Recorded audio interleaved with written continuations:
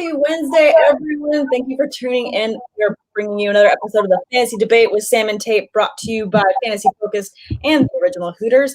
I am Sam Holt, joined as always by my wonderful co-host, Derek Tate. Derek, how the hell are you after that crazy week 2 we just had? I'm surprised I didn't tear my ACL on the way to the studio. It's been that type of week in the world of fantasy football. So there's something happening here. Yeah, and what it is ain't exactly clear because it's been – I've never seen this many injuries. It was like the Walking Dead out there on Sunday. So if your team went through this week unscathed by injury, go play the lotto or something.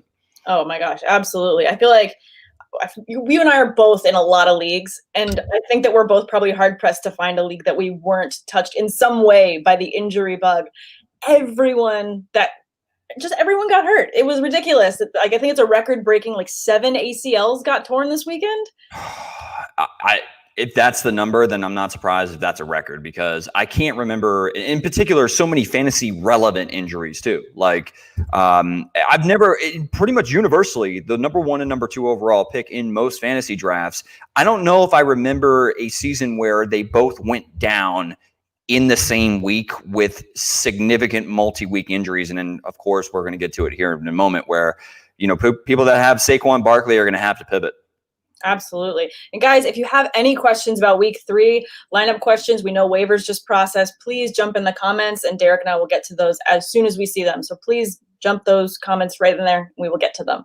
But yeah, we're just going to kick it off with injuries because they were just so damn many, and you kicked it off right with McCaffrey and Saquon. Obviously, McCaffrey is out for 4 to 6 weeks with this high ankle sprain, which is not a good feeling in the beginning, just to know number 1 pick off your board, number 1 in your hearts. You don't get him for the next 4 weeks minimum. He's already been placed on injured reserve. So that means, given the 2020 rules when it comes to the injured reserve, he's going to miss a minimum of 3 weeks. So the earliest that we're going to get him right now is probably week 6. So, I imagine that they're probably going to play it safe because I don't think anybody thinks the Carolina Panthers are going to go anywhere anytime soon this season. So, in particular without McCaffrey, this team is in trouble. But, ultimately McCaffrey will push the limits, similar to Saquon Barkley. That's what he does. He plays football. He wants to get back on the field as soon as he can. So I wouldn't be surprised if we see him back in week 6. But, yeah, the high ankle sprain, even if McCaffrey comes back, we saw it with Saquon last year. How efficient is he going to be when he comes back? Exactly.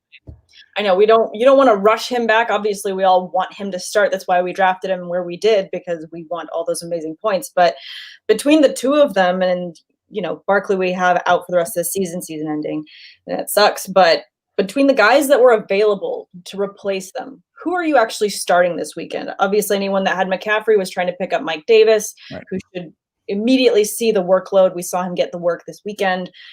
Are you starting Mike Davis this week? Over the slot of options over there in New York? Absolutely. I feel like Mike Davis has a much clearer inside track to touches and snaps. And then we don't know. They just signed Devonta Freeman off the couch, did the New York Giants. We saw Dion Lewis get 10 carries for 20 yards. I mean, Dion Lewis that was because I believe Wayne Gallman was inactive. So it's a 3-headed, roll the dice if you're going to try to go with a New York Giants running back. But yeah, I'm definitely Mike Davis of those two options.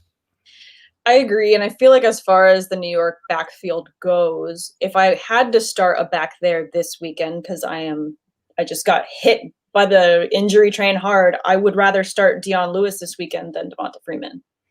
See, it depends. If it's PPR, I'd probably lean Dion Lewis because I think that immediately he'll probably see the passing down work just off the top of my head, and I don't know how much the New York Giants are going to be playing with a lead. So Lewis will probably see a good amount of snaps, at least in the passing attack, which gives me a floor I can count on, as opposed to Devonta Freeman, who apparently passed on offers from multiple teams because he liked what they have as far as a potential role with him with the Giants.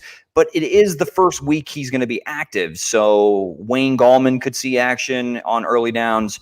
I'm staying away from that backfield, but if it's PPR, at least I'll roll the dice on Dion Lewis. And they're up against the Niners this weekend, which is a perfect segue for another team that just got annihilated at injuries weekend. I mean, annihilated, I don't think is a strong enough word for what happened to them. And I know that they're going to be playing on the same field, and the players are concerned about playing on this sticky turf to what they believe was the root of most of these issues. I mean, I'm worried if I have any other Niners player, I don't know that I'm starting them. You ever see that movie Any Given Sunday? Where the starting quarterback, Cap Rooney, gets hurt to start the movie. And then his backup, like Giovanni Carmazzi, actually that's an old quarterback for the 49ers, but it was a similar name. And he gets hurt on like his third snap. And the doctor goes, "What the hell happened? Did he fall off the bench?" Because he gets off the cart with the other quarterback and goes on the field to go tend to him. And then Willie Beeman gets the start. It feels like they rolled out their entire second unit against the New York Jets. I've never seen anything like that on both sides of the ball. And I mean, they said that the field there at New York was inspected on multiple, like 20 occasions leading up to the season. So, but if the players are telling you that the turf feels off and then you see this just rash of injuries, I think there's got to be something to it, right? Absolutely. I mean, I would hope that they'd move the game. I mean, they don't have to worry about necessarily tickets right now, right? I mean, you're not going to have to account for moving all those fans right now. So why not move the game if, you just had that crazy amount of injuries? Or with the players knowing the field is that way, isn't that going to change the way that they even play the game? Do you want to start anyone from this game? I can't really comment to. I mean, I'm assuming they're still going to play at the field. So, I mean, if they've inspected it 20 times leading up to the season, I don't know what's going to change, how you change the venue. Now, granted, you do bring up an interesting point. If there's no fans in the stands, then you could go play at a high school field. It doesn't really matter. As long as you can play anywhere.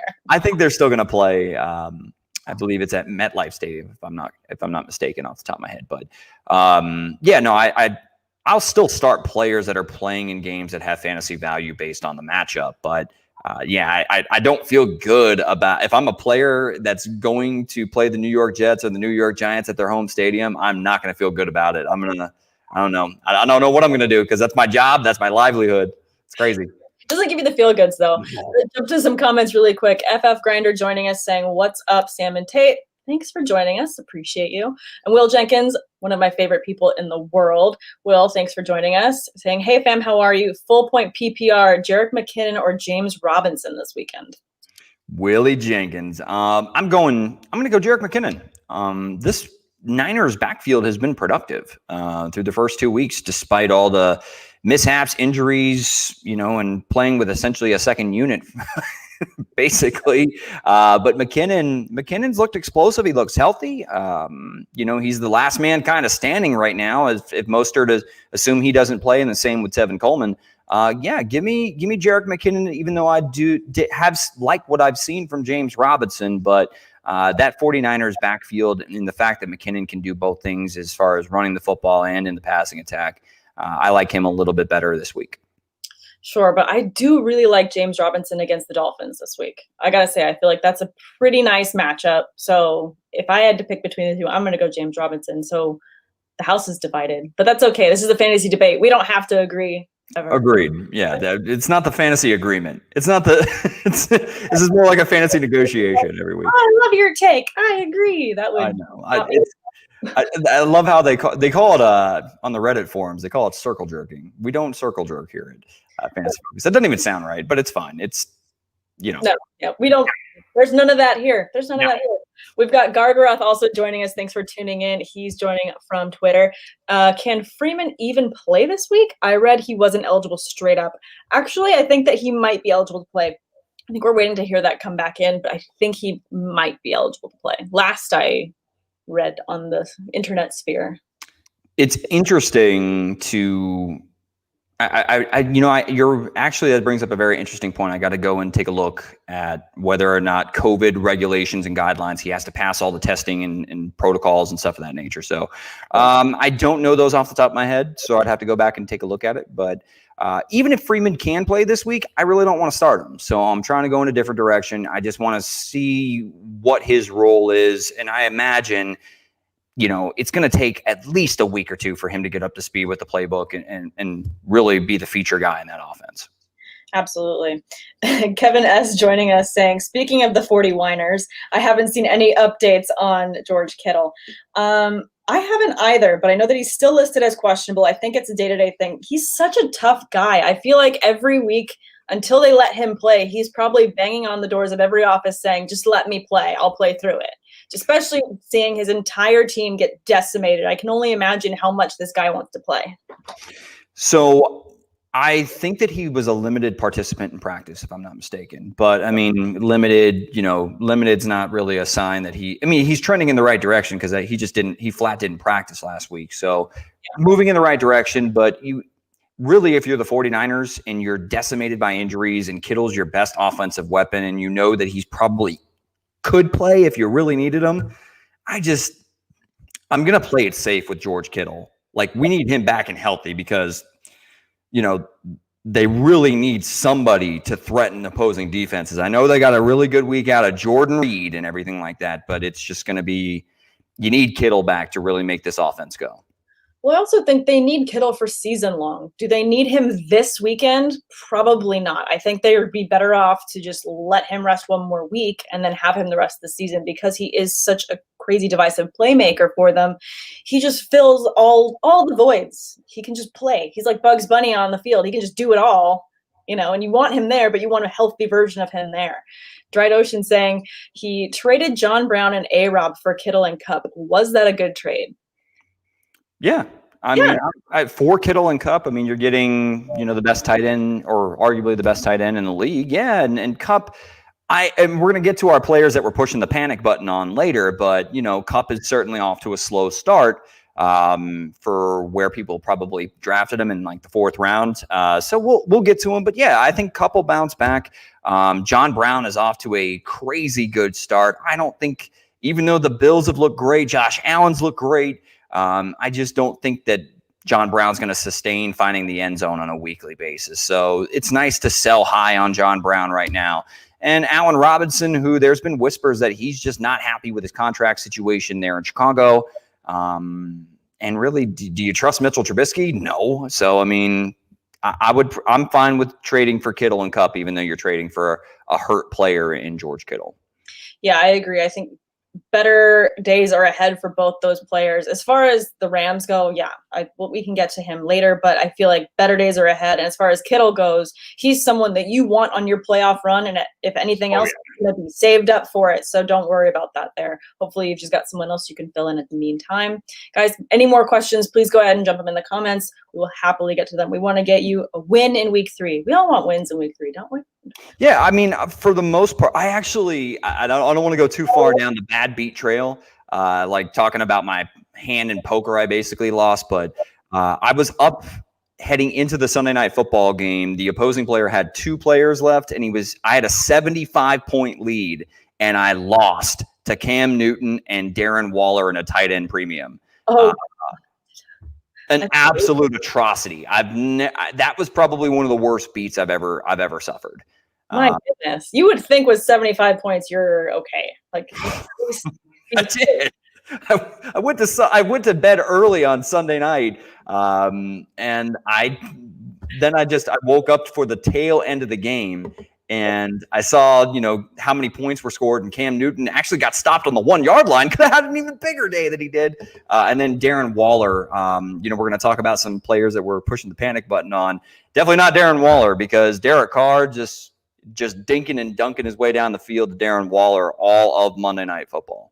No, yeah, Waller was, a baller on Monday Night Football. He was just everywhere, like just completely. He was a gem. I was looking around. I'm like, do I have him in any of my leagues? I have him in like one, and that was like, yes. But I apparently did not get enough shares of Darren Waller this season. Really quick, just to kind of bookend the Niners, is there a receiver that you'd start this weekend? Because I know that a couple guys were out, and some of them are back now. Brandon Ayuk doesn't have a little red dot next to his name anymore. Would you take a chance on any of these guys against the Giants?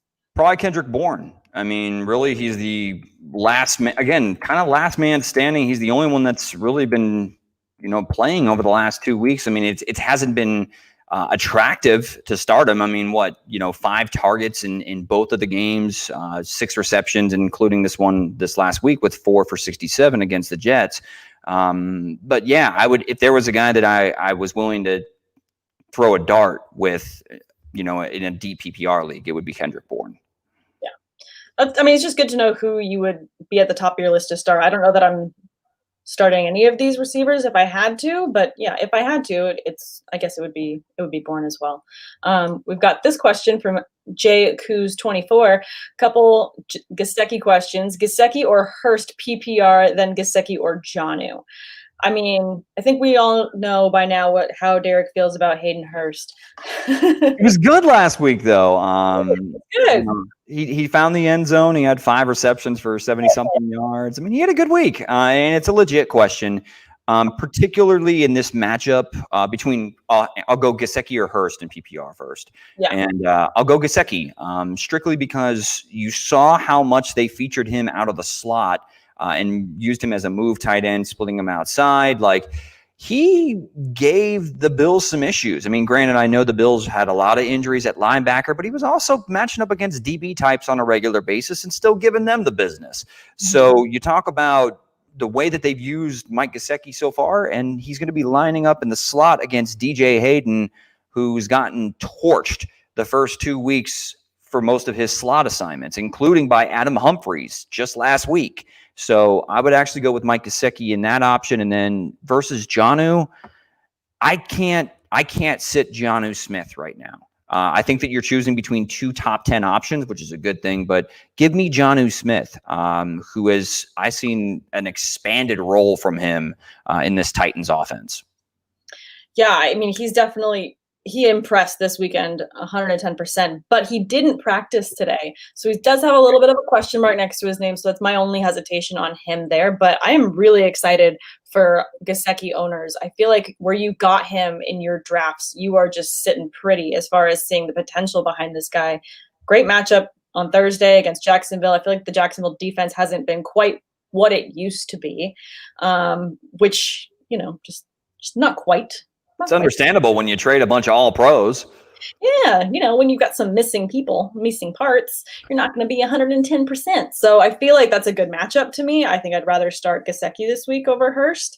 But I mean, Jonnu Smith has looked amazing. If he didn't have a question mark next to his name, I would pick him over Gesicki as well. But just because of that question mark just for this week, I'm going to go Gesicki. That's totally fair. I think they're both top 10 options this week. So it's a good problem to have. Yeah, absolutely. A great problem to have. Do you feel like, is it crazy to think that Gesicki could be top 5 tight end by the end of the season?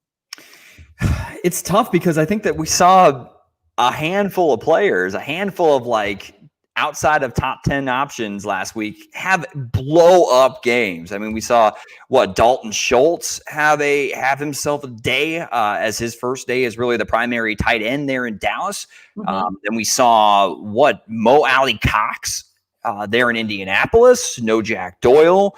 And he paced all the pass catchers there in Indianapolis. Yep. He looked good. I mean, and then you talk about, Tyler Higbee, Tyler with a hat trick. I'm texting the guy that I was playing against, and I have Higbee. And every time I'm on a delay on my viewing service, so every time he would text me, he would just angry face, Higbee, and I'm like, yes, I can't wait to watch this touchdown. It's gonna be so good. It was amazing. No, it was really, really, really tough to watch the Philadelphia Eagles, who I'm shocked that they're off to as slow a start as they are. I mean, they got their ass handed to them by the LA Rams on Sunday. They really did. I mean, hopefully, they can turn it around. That's another offense that I think that we're both pretty high on going into this season. So hopefully it's just a rocky start to the year for them and they can turn it around. Jake who's saying, thanks guys. I got a lot of Gesicki and I'd love to see him get 8+ targets a week. I would like to see that as well. That would be pretty awesome. Oh yeah, I'm all about that. So I mean, and you said Gesicki is a top 5 tight end. I tell you what, if they use him like they did this past Sunday, he won't put up those type of numbers all the time. But if you keep using him as you're basically your primary slot receiver, and you're moving him outside and finding ways to get him mismatches, then yes, I think that he has that type of potential. Yeah. All right, let's talk a little bit about running backs and just some guys that we are maybe panicking on a little bit, and you're wondering if you should just move on from, maybe trade them away, how we're feeling. Let's start with Todd Gurley. I'm still really high on Todd Gurley. I'm not gonna, it was a good week 1, not a great week 2. You want him to be more in the passing game. You want him to be effective, just utilized. He's got so many talents there. You don't want him to get forgotten. I'm just hoping that this is just a really slow start. Like for veteran players, I feel like it's not crazy for them to have a slow first couple weeks and then they get the ball rolling. They didn't have preseason. Obviously, practices are all different because of COVID. So I'm like this over here. It's got to get better for Todd Gurley. You hope. I mean, the carries are there. So you look at how productive the offense has been. So like on paper, the carries, they've scored, they've been in 2 shootouts through the first 2 weeks. And yet Todd Gurley is only accounted for basically 100 total yards and 1 touchdown. The thing that scares me the most about his fantasy value and does have me panicking on Todd Gurley a little bit is his involvement in the passing game. I mean, he's got 2 receptions for 1 yard, and he didn't have any receptions this past Sunday against the Dallas Cowboys.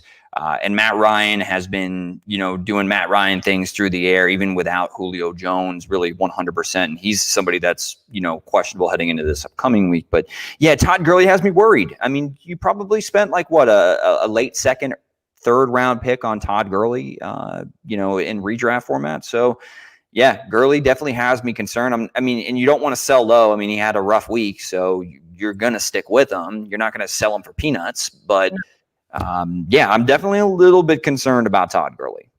I mean, how do you feel about this next couple games for his matchups? I mean, he's got Chicago this weekend, which I don't feel like is terrible. That's not a terrible matchup. And then you've got Green Bay, Carolina, Minnesota, and Detroit. I think there's potential for better days ahead on the horizon. They're not too far away. So the Bears, I'm not sure which Bears unit defensively is going to show up. Could they, bottle them up? I mean, there could be better days ahead. I mean, I think that they're going to have to score a lot of points. And the way that Matt Ryan's thrown the football, whether Julio Jones is 100% or not, they're still going to be productive through the air because Calvin Ridley is just balling to start the season. And then Russell Gage is also doing his thing. Hayden Hurst had a nice game. See if he can build some momentum off of his week 2 performance. But yeah, the Falcons offense is still going to be productive. It's just how efficient is Todd Gurley going to be? And basically, if he doesn't score a touchdown in PPR formats, you're in trouble. If he's not running efficiently and he's also not involved in the passing game, you're pretty much touchdown reliant. Yeah. Absolutely. Let's get to a couple of these questions before we get to the next running back. We've got, I don't know how to read this one right, but I'm bad with Roman numerals. I'm really bad with them. X 6 live 9 6. Yeah, that looks like 6 9 live or some shit like that. We want to help you anyways. Yo, should I start Cam Newton or Patrick Mahomes on a non-PPR team? I mean, do you think you're going to be answering this kind of question going into this season? I feel like you'd always set it and forget it with Mahomes. But Cam really played amazing this weekend. He did, and he does look like he looks healthy. Let's just put it that way. Julian Edelman gutted out a performance and really had a monster game against the Seahawks and that entire secondary unit. He was giving everybody the business like he used to with Tommy Boy under center. But it's still Mahomes. There's no way I'm sitting Patrick Mahomes. Like Mahomes is just too good and too dangerous. I would never forgive myself if I sit Patrick Mahomes and he has like a 40 or 50 point day. Like I cannot do it. But Mahomes is playing the Ravens this week. If you're gonna sit him on a week, just based on the way the Ravens have been playing, and you have Cam Newton, I don't think it's crazy to start him. Cam's playing the Raiders, which I feel like are always a bit of a mixed bag. Like you don't know what kind of Raiders team you're going to get based on each quarter. So I might actually go with starting Cam over Mahomes this week. It feels weird. I'm just saying. The Ravens are terrifying on both sides of the ball. But the one thing about the Ravens and the one thing about Patrick Mahomes and Lamar Jackson is they're competitors. And they absolutely are. They're both competitors. And if you challenge them, they're both going to do what they can to try to rise to the occasion and beat the other person across from them.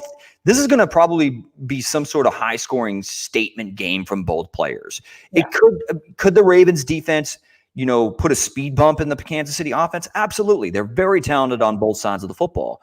But I just have a gut feeling that you have this Monday night showdown between the two premier young superstars under center, and I don't think that they're going to disappoint. So for that reason, I just can't sit Mahomes, who I think is going to try to take the challenge against Lamar Jackson. I mean, I totally get it. I feel like they're both, showtime players. And when, push comes to shove, you push them in a corner. You don't want to push them in a corner. They're going to fight back at you. So I get it. I just feel like for me, the safer option is to play Cam this week. If you're nervous, I'm a little nervous. So some people feel nervous. Maybe they'll feel a little fine. And you're nervous. I'm nervous. It makes me way more nervous to sit Patrick Mahomes. I get it. I mean, that's why it doesn't feel good. I'm just saying, it's weird that that's kind of the safer option right now.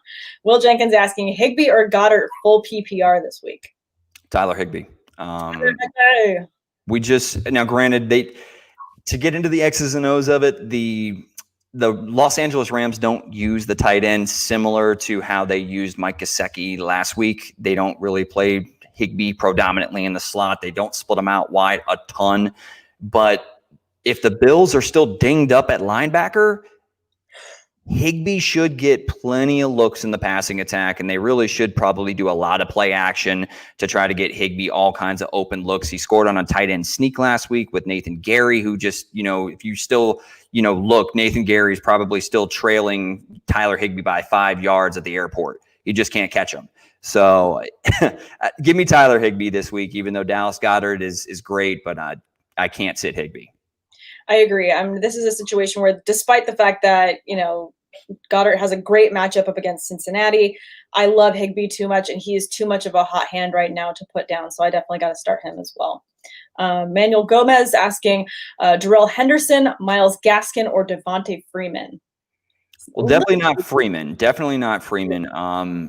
Henderson, I mean, we got to keep an eye on Malcolm Brown because I think Malcolm Brown just had surgery on his finger, if I'm not mistaken. Cam Akers is also dealing with some sort of injury. It's just slipping my mind what it is at the current moment. But for me, I will roll. Ooh, it's a little tricky. I'm going to go with Darrell Henderson because if Malcolm Brown's not healthy or God forbid he doesn't go, then it's definitely Henderson. It's more of a coin flip, but you have to make a decision by tomorrow. So I'd go with Henderson. Yeah, I agree. And it's a rib injury for Akers. And yeah, I mean, I'm going to agree too. I'm going to go with Henderson. I feel like it's a bit of a safer pick there. And yeah, you do have to get the pick in tonight. But yeah, for me, it's got to be Henderson as well. Yo, did you hear what happened speaking of ribs, did you hear what happened to Tyrod Taylor and why he got I know. The doctor punctured his lung. Accidentally punctures a lung. Fire that man. You're a professional for a professional sports organization in the National Football League, and you accidentally puncture your patient's lung when administering a shot. I'm not a doctor. I'm going to preface this by saying I'm not a doctor. But okay, you've got skin, you got other stuff, and you got your muscle. Then you got a bunch of other stuff in between and amongst your ribs. And then you've got your lungs under there. So how far in did that go to puncture a damn lung in order to – he said he got it because it was a pain – it was an injection to help the pain of a chest issue. Right. Like chest muscle. Muscles are on top of the ribs. Lungs are beneath the ribs. This is like that game where it's like that's connected to that. Like, how did you miss? It was so bad. I feel so bad for Tyrod Taylor. It's horrible. I can't begin to describe to you. Like the one thing that comes to mind when thinking of how this person administered this shot so poorly is the scene in Pulp Fiction where John Travolta has to stab the girl in the chest of a shot of adrenaline. Like, is that how that shot went down, to pierce his lungs? Yeah, Tyler's saying it was a cracked rib that he had. Like, okay, like, sure, but then still, like, the lungs are beneath the ribs. So how did you just get it in? Oh gosh, that just gives me the I already don't like shots as it is, but you tell me that you puncture my lung. No. Not good. Not good at all. Okay, let's get through a couple more of these questions before we get to more players that we are panicking on, or maybe not panicking on. Team Out of Nowhere asking, Jeffrey Wilson Jr. a sneaky start this week in start 11 positional players league? I would say yes. If you are in a standard league of any sort, then I like Jeff Wilson Jr. a lot more, because even in seasons past, we've seen Jeff Wilson Jr. get the nod from Kyle Shanahan inside the 5-yard line. Like, he actually vultured Raheem Mostert a couple times earlier last season. So Jeff Wilson Jr. is a very sneaky play. I just like him a lot more in standard than I do in PPR formats. Sure. Yeah, I like that too. Against the Giants, I mean, it's not a bad play. And again, they are quite a few men down. So you could imagine any of these guys getting to be the next man up this week in particular. Tyler's saying, with Uncle Lenny having a nice game in Tampa Bay, is his usage getting a bump? Do we think the waters are swaying his way? Do we pour one out for Rojo? You're looking to me for the answers here, because I'm a Bucks fan and I'm supposed to have the answers to Bruce Arians and his, rebuffs every time somebody asks him about his running back usage. I mean, LaShawn McCoy dropped a touchdown pass last week, and I think he caught 6 receptions last week. So he was clearly the back favorite out of the in the passing game on third downs and such. Rojo had a fumble exchange on a handoff with Tom Brady, and after that, the usage and snap count significantly went in Fournette's favor, and Fournette was great to finish the game. You would think, logically, that they would want to get him more involved because he looked fantastic, but Bruce Arians has already said he still trusts Rojo, and he still sees Rojo as his starting running back. So I still think it's just going to be a committee nightmare. I hope that he's just, given coach speak, and that Uncle Lenny is going to get a little bit more involved. But I would be lying if I would just sit there and say, yep, that's exactly what's going to happen. Nope. I'm gonna just say I think it's going to be a committee for another week or two.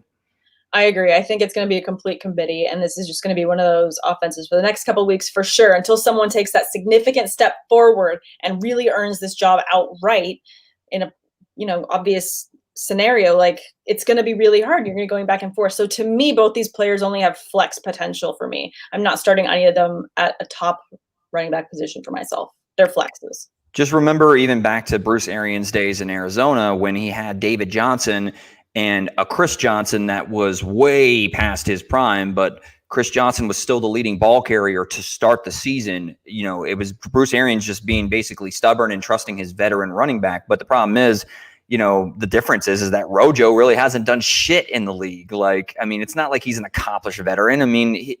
Leonard Fournette has higher draft stock value that was used, and I think he's just a better player. Yeah. But until we see it in multiple weeks, I'm not going to trust that Leonard Fournette is the guy there in Tampa yet. No, completely. And Fredley with a great one for us here. With Bosa down, is the 49ers defense still worth owning? This goes to the whole drafting defenses early based on, last year they were the great defense, and injuries can just hit defenses so brutally. And so to me, I don't think 49ers defense is a set it and forget it anymore, but I think it's matchup dependent. So I would maybe still roll them out. It just depends on who you can stream in on waivers otherwise. How different does this defensive unit look up front? They traded DeForest Buckner. Now they lost Solomon Thomas and Bosa for the year. And you got to feel for the Niners.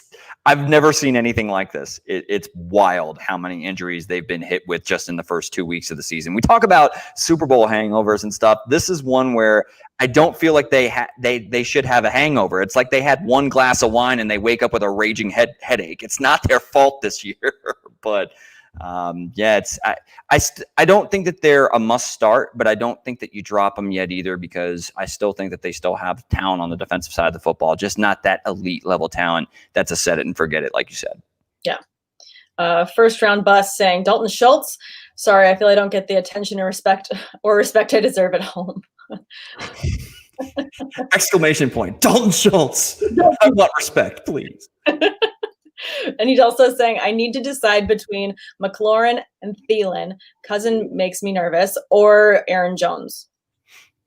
I don't know how Aaron Jones plays into this, but Aaron Jones is always the answer if these are the three options. However, if given the choice between McLaurin and Thielen, give me Terry McLaurin. I trust that Dwayne Haskins is going to pepper Terry McLaurin with more targets than Cousins is with Adam Thielen. And Cousins looked rough.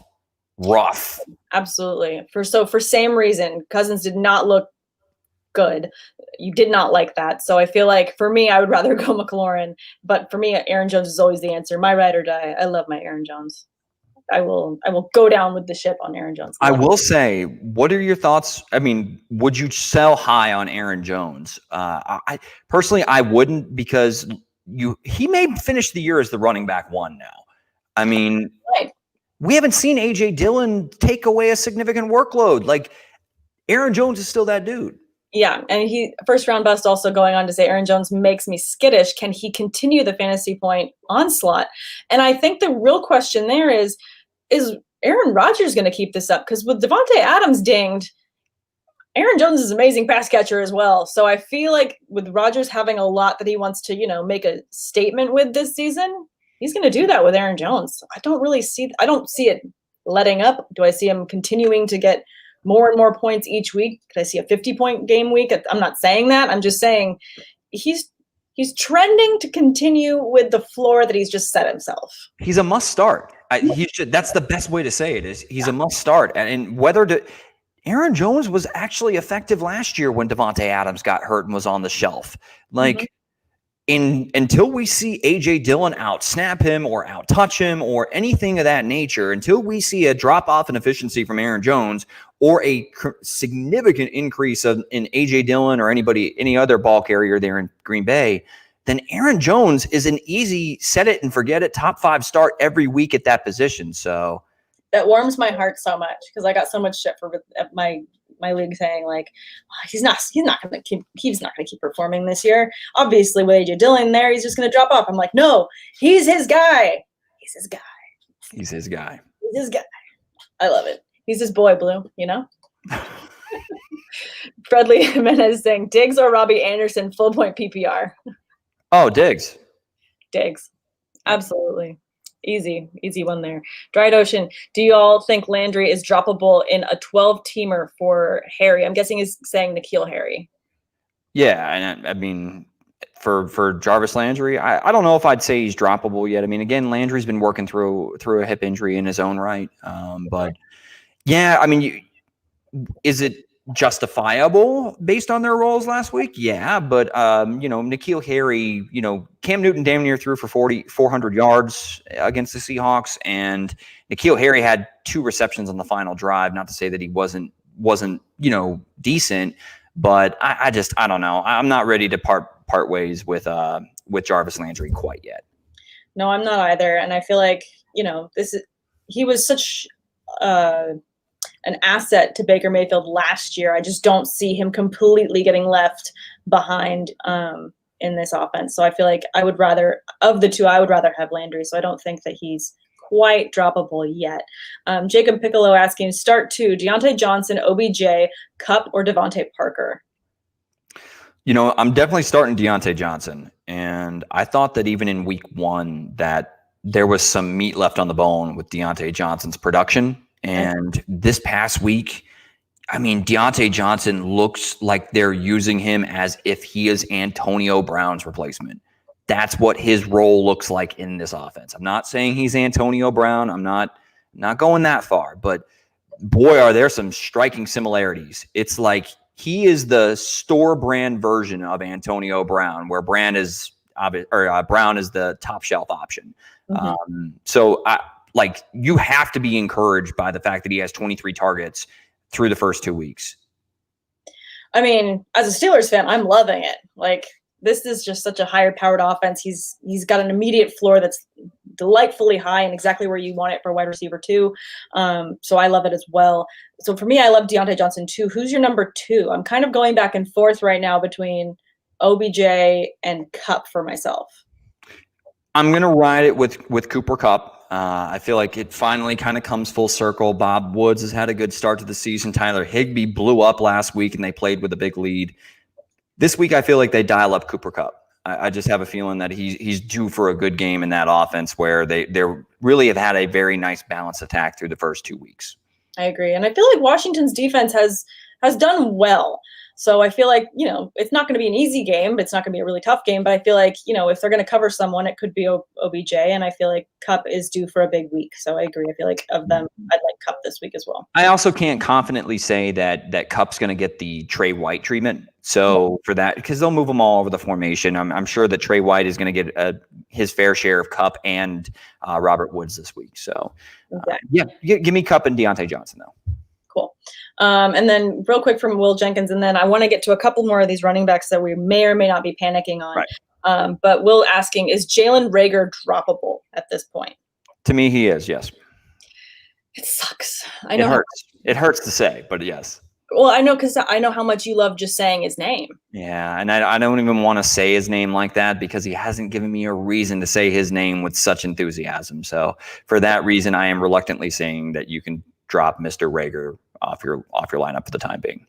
So sad. Better days are ahead, hopefully. So let's really quickly go. I'm going to say 3 running backs, and I guess we can organize them by which we're most panicked on. We've got Joe Mixon, Derrick Henry, and Kenyon Drake. Of those, can you stack them based on which ones you are most nervous about? So the most nervous of that bunch is Joe Mixon. That offensive line doesn't seem to have improved all that much. Not that I expected market improvement anyway, but I was expecting a little bit more as far as the ability to be able to produce scoring opportunities, and this offense has. Joe Burrow was very good despite the shit performance that his defense put up last week. Did he still have some moments where he looked like a rookie? Yes, he did. But ultimately, Joe Burrow kept them competitive in that game. And Mixon hasn't looked like an elite level back. He's somewhere there is an elite level player, but I don't see it yet. He's the one I'm the most concerned about, and I'll be real quick about these other two. Derrick Henry's going to be fine. He's the one I'm least concerned about. And it's not by much because I actually think Kenyon Drake, better days are ahead for him. You talk about the Arizona Cardinals, and they have looked very good on the offensive side of the football. Keep in mind that they have played against 2 very talented units up front. Remember what the Washington football team did to the Eagles in week 1, and in week 1 for the Cardinals, they played against a healthy San Francisco 49ers unit with Bosa in the lineup. Yep. So better days are ahead for Kenyon Drake as well. So, but I would still say that I'm less concerned about Derrick Henry because it's Derrick freaking Henry. Exactly. I feel like you can't. He's just too big a body, too talented a back to be bottled up too long. So yes, slow start, don't like seeing it, but I feel like he probably had a slow start last year. I feel like it was towards the end of last year when he really just became the juggernaut and just knocked through defenses. I love that comparison. Because that's what he is. Once he gets going, you can't stop him. That's a great correlation in mixing together the 2 pop culture references, comic books and fantasy football. Tomato. Said it, forget it. He's the juggernaut. But yeah, I agree. I think that the line for the Bengals is just concerning because I feel like the talent there is obviously Burrow. He is just going to try his best to find a way to win, and you keep looking at him in these games. And yes, he's making some mistakes, but I think the biggest letdown is just the rest of the team with drops, just the defense, the kicks. Crying out loud, they should have won that first game week 1 so he could break that record and be the first rookie to win his first game starting, but they just blew that kick. They blew the kick that would have sent it to overtime, and they also had a bogus offensive pass interference call against AJ Green. So that was the go-ahead score. So yeah, no, I like Joe Burrow. I'm still on board with him, and I think the offense is going to be more productive. I wish that it went hand in hand with seeing a more efficient and effective Joe Mixon, and we haven't seen that through the first 2 weeks. Yeah, I agree. Tyler Tennell saying, free Aaron Jones. Yes, just free all the positivity for Aaron Jones. Just rain down praises. Leroy Ross saying, Fournette or James Robinson for flex? I think we had a similar question earlier. I feel like I'm leaning towards James Robinson, though. For this week again, yeah, I'm rolling with James Robinson. If we see a repeat performance from Fournette, which I know you wouldn't want that if you put him on your bench, but I just don't know if I feel confident yet. In fact, I know I don't feel confident yet that Fournette's the guy in Tampa Bay. I do know that James Robinson is the back to own in Jacksonville, and they're playing Miami. So I think that they should be able to put up at least 21 points, and I think Robinson finds the end zone this week. I agree. And I love the matchup this week. So, if you've got him and you've got the option, you feel like it's favorable as far as starting him up over other guys, I'm plugging him in if I can. Fredley Jimenez asking QB to start. Do I start Matt Ryan or Tannehill? Tannehill looked good when we're talking about quarterbacks that were looking good to start this season off. He's at the top of that list, I think. He's up there. I mean, Ryan is too. I mean, granted, Ryan hasn't been perfect, but he's kept his team. Really, they blew a lead again. I mean, it's like the Falcons. I'm surprised Dan Quinn still has a job. To be real, but how do you keep your job?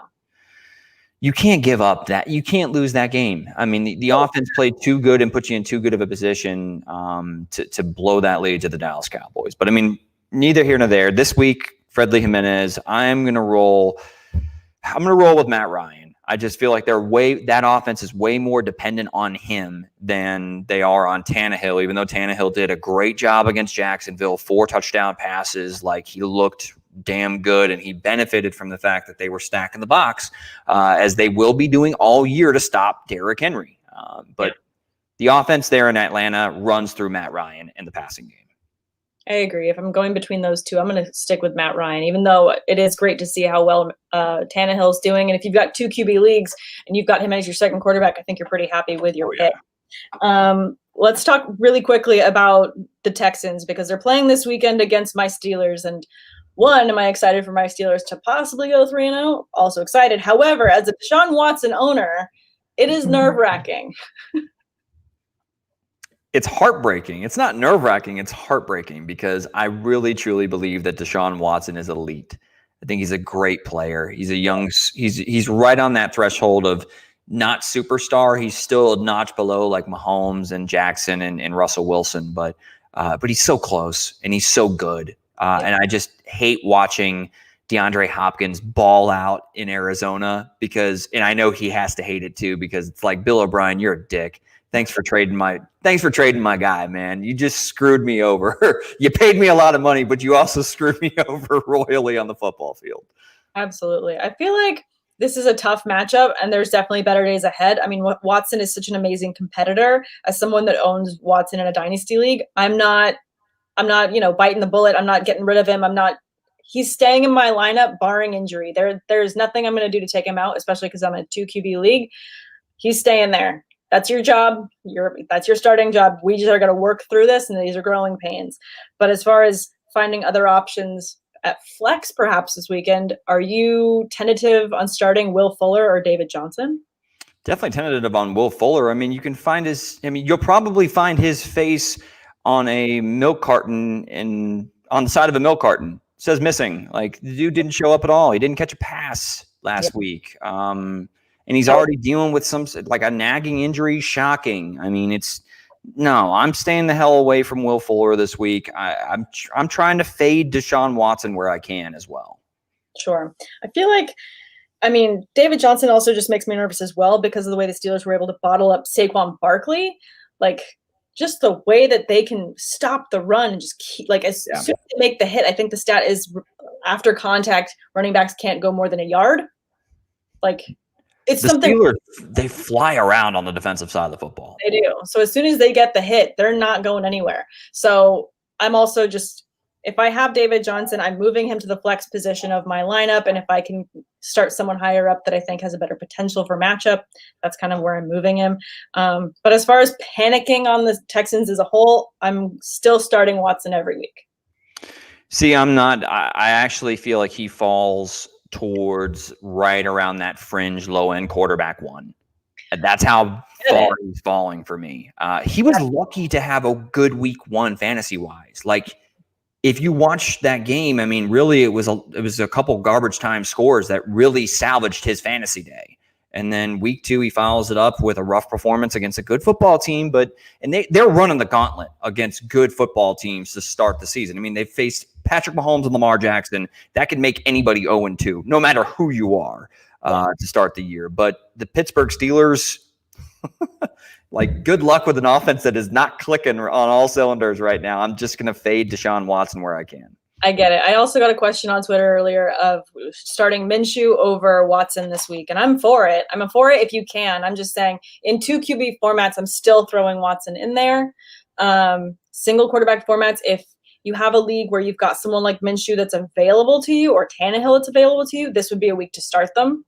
I'm just saying season long, I'm not dropping him. I'm not getting rid of him completely. I'm not trading him away unless someone offers me something crazy for him. I just feel like there are better days ahead for Deshaun Watson. There are. I mean, it's a gauntlet that he's starting the year. I keep saying that word because it's truly a terrible starting slate for him to be fantasy productive in a year where he's trying to figure it out on the fly without the likes of DeAndre Hopkins. It's going to take some time for them to get into their rhythm and stuff of that nature on that side of the football for Houston.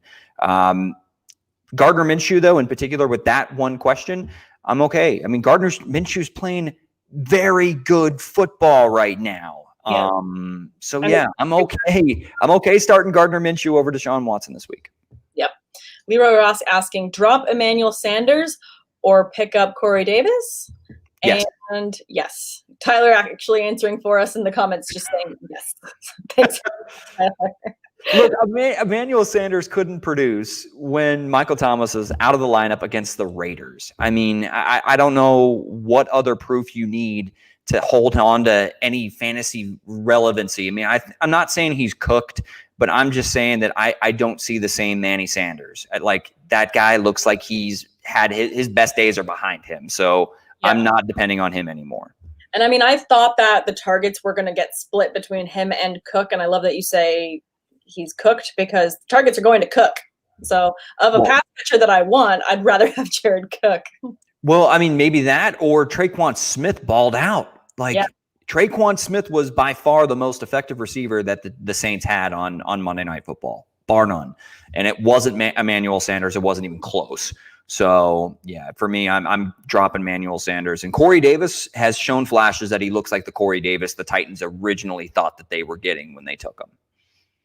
Absolutely.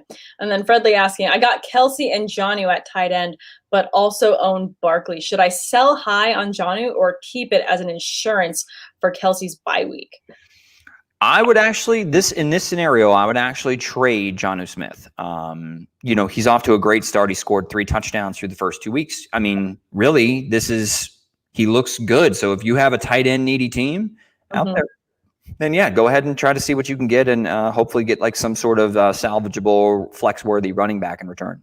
I agree. I think that because of your situation with Barkley, I think you need to sell an asset to get something else back. And this is a great time to sell high on Johnny. Like we said, he's coming off a great game. He's definitely getting utilized and he has a high floor. So you've got that going in your favor. Do what you can. It's all about winning. Got to get that win. And I hate having to plan for bye weeks. I mean, they're going to happen. There's going to be a week that's going to be a worse bye week than others. You're going to find someone that's streamable. I don't like keeping a bench spot open just because, it's like carrying around an umbrella when it's sunny outside. Like, I don't like it. I don't like carrying stuff I don't need to carry. I'm with you on that. And then half the time I forget shit because of that reason. So, but yeah, no, Tyler saying you agree with me on this one about Watson. Watson's somebody that I'm definitely concerned about. The Houston offense in general, outside of David Johnson, I'm a little bit concerned about. Rodgers, JG2. Speaking of cooked, Breeze is well done. Yeah, he looked very un-Breeze-like. He was inaccurate on multiple occasions, missing wide open guys. And then he threw, I think it was a pretty, arid interception that was just ugly. Breeze through the first 2 weeks does not look like the Drew Brees that I've become accustomed to over the last decade. No, but I feel like, I think the matchup is going to get a little bit better going forward. They got Green Bay this week, and then they got Detroit, then they got the Chargers, Carolina, Chicago. I feel like there's some good games lying ahead for you, but yeah, you're not getting what you thought you were with Drew Brees. as of right now, which sucks. But thanks, guys, for tuning in. This was an awesome episode of the Fantasy Debate. If you have any more questions, please hit us up on social. You can find Derek at dtater4 on all forms of social, and you can find me at Samantha R. Holt on Twitter and at Sam_awesome on Instagram. If you haven't already, please hit subscribe. It helps us a lot. And the more subscriptions, the better. We really appreciate you guys for tuning in, and have a wonderful week. Good luck tomorrow. If you have questions about start sit for tomorrow, you know where to at us. So please go ahead and do that. Later, says the Tater.